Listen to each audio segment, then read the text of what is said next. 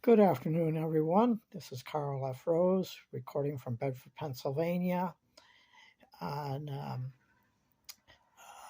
Thursday, September 20th.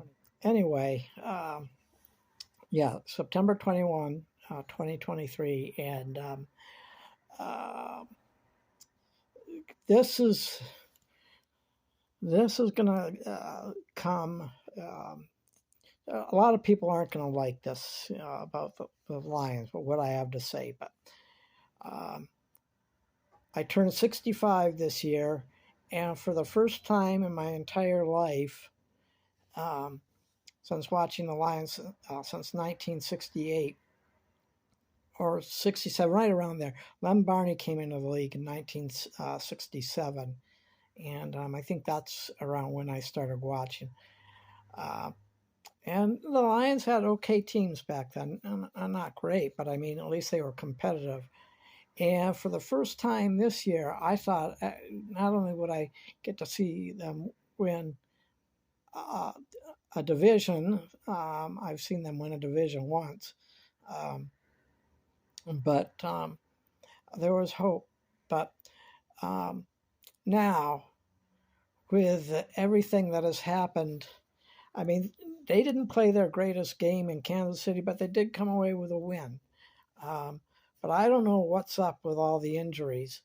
So um, the way I look at it this way is this. Um, I'm going to go back. I'm wearing my Arizona Cardinals hat because red is my favorite color.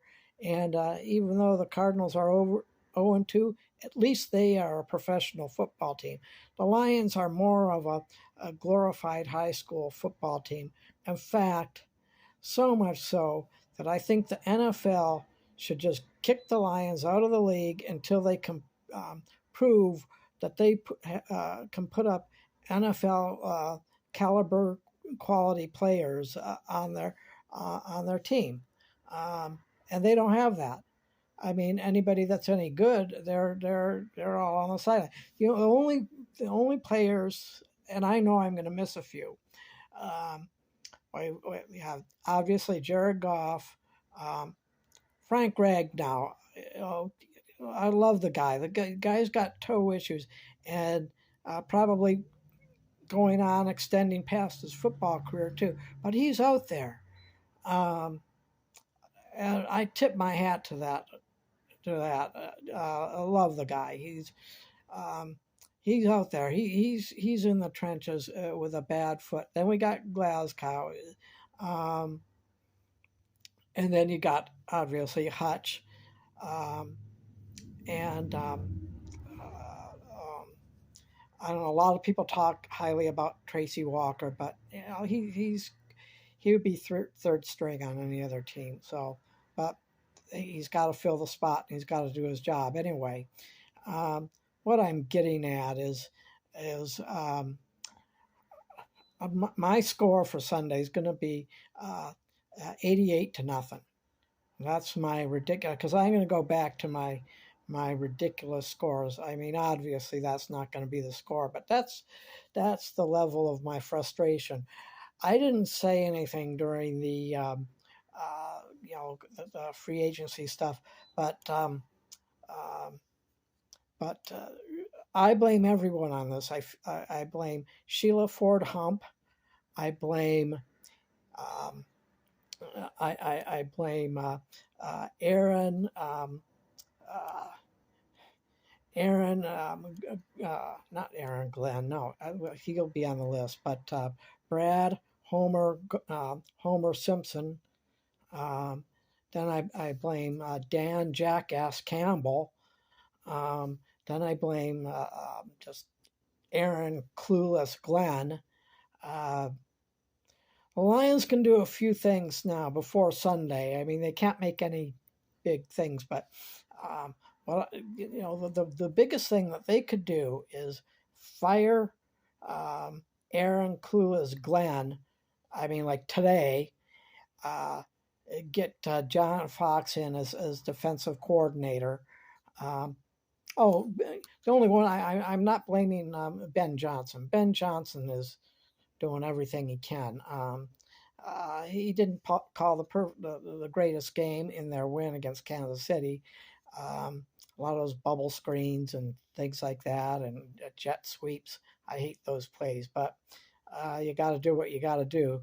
Um, and so, yeah, but this team is just going back to the NFL should just kick the Lions out of the NFL. Say that they obviously are not putting NFL caliber people on the field, and they don't. They should just forfeit the rest of their games, and they should just make the rounds on the high school circuit, because that's really the only teams that they're capable of playing against. Um, they could have their Super Bowl in January against the top high school, because that's the level that they're at. I've given up on them for the season unless they make dramatic changes, like quickly. Um, um, Going back to the thing, Brad Holmes has got to stop. See, all of them have tendencies. Brad Holmes is worst tendency. I know he's good with the money part, but his tendency to pick up players that who have, you know, previous history of lingering injuries. Well, it's it's a no-brainer to see why they're in the position they are in right now. Pay the money, get the. I'm not going to criticize them not getting Jalen Carter. That would have been nice, but um, what he did, instead of getting Jalen Carter, he got kind of like, I can't remember how it turned out to be like two players for the price of one. So he made some maneuvering there, and so I won't. But um, he could have. He needs to, you know, shell outs, and that goes on Sheila Ford Hump.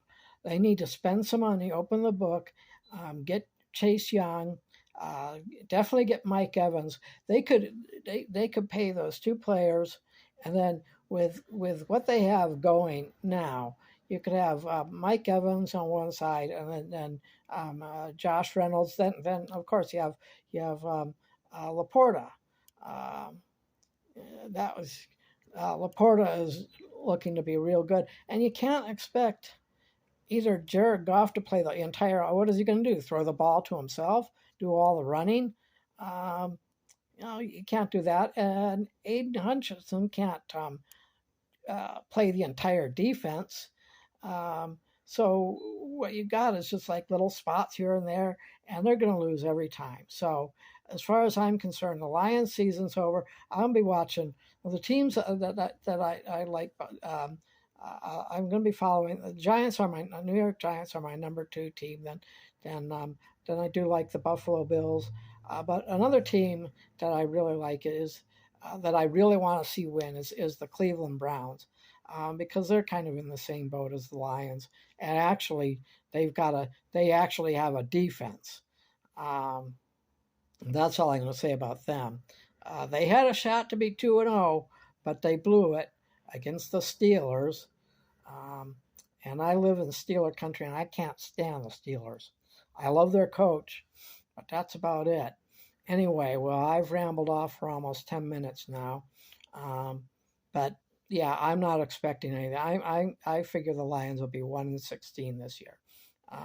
And that's it. I don't see them winning another game unless they make some dramatic changes, and they need to make those changes starting today. Talk to you later.